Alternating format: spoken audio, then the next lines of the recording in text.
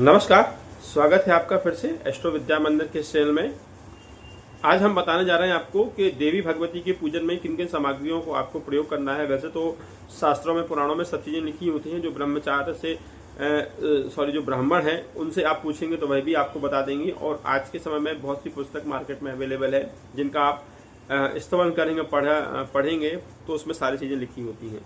लेकिन शास्त्र में हमें, जो पुराणों में हमें मिली है वो सामग्रियाँ, वो क्या है, हम उसके बारे में थोड़ा सा चर्चा कर लें कि आपको बता दें।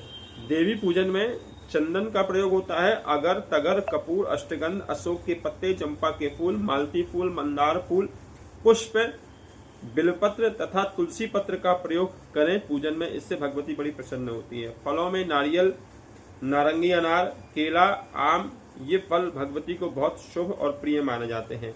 माँ को सबसे अधिक प्रिय है। इसके बाद 16 उपचार से या देवी भागवत ग्रंथ की मूर्ति के नवारण मंत्र से आप पूजन कर सकते हैं। 9 दिन तक प्रतिदिन जो आपको नियम अपने लेने हैं उसे पूरा करने के लिए 9 दिन तक आपको कोई भी पाठ यदि आप प्रारंभ करते हैं तो उसे 9 दिन तक पूरा करना है।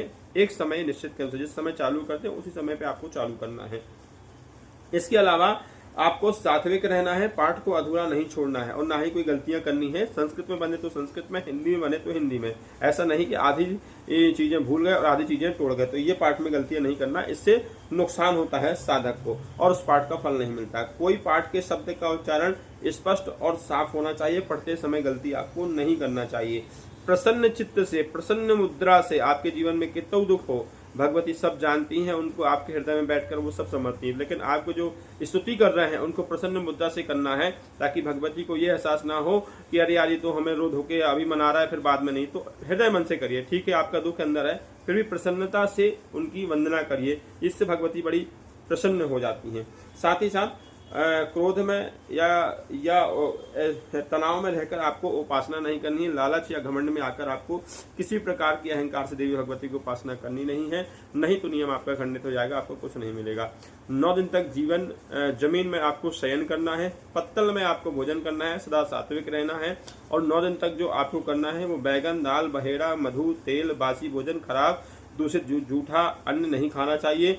रजस्वला स्त्री से आपको 9 दिन तक दूर रहना है। मसूर दाल, मूली, हींग, प्याज, लहसुन, गाजर, कुम्हड़ा, ये चीज़ें आदि आपको नहीं खाना चाहिए। इन चीज़ों का आपको नवरात्रि पूजन में ध्यान रखना है। जो मैंने आपको चीज़ें बताई और साथ ही साथ जो वस्तुएं बताई, ये भगवती देवी को आप अर्पण करिए।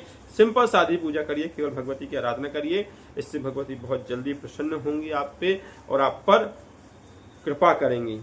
लेकिन आखिरी तक एक बात आपसे यही कहेंगे कि ये पूरी प्रकृति जो है वो देवी है। आपके आसपास जो स्त्रियां हैं, माँ है, बहन है, बेटी के रूप में है, जो भी है वह भी उनका ही अंश है। यदि आप उन्हें किसी को दुख देते हैं, मारते हैं, प्रताड़ित करते हैं, कष्ट देते हैं, भूख से व्याकुल रखते हैं, अन्न नहीं देते हैं, तो इससे भगवती देवी आपकी प्रसन्न नहीं होगी। चाहे आप लाख प्रयत्न कर लीजिए, क्योंकि भगवती किस रूप में आपके सामने आएगी? कोई उतर के तो आएगी नहीं। तो उसके अंश ही ये प्रकृति में जहाँ जहाँ जो चीजें विद्यमान है वो उनका ही अंश है। गौ माता के रूप में है, माँ के रूप में है, बहन के रूप में है, बेटी के रूप में है, पत्नी के रूप में है। तो ये सब उनके ही अंश हैं। उनको ही श्रद्धा से पूजना है, उनको ही नमन करना है। यदि आप ये पूजा कर लेते हैं, प्राकृतिक पूजा कर लेते हैं, तो आपकी बाकी पूजा ना भी करें तो भी संपूर्ण मानी गई है। शास्त्रों में इसके बहुत सारे विधान बताए गए हैं। इसलिए कृपा करके हाथ जोड़ के विनती है आपसे कि इस तरह के कोई भी आप आचरण ना करें अपने जीवन में। यदि भगवती की आराधना करते हैं आप, तो आपको स्त्री को सम्मान देना ही होगा, अन्यथा आपकी पूजा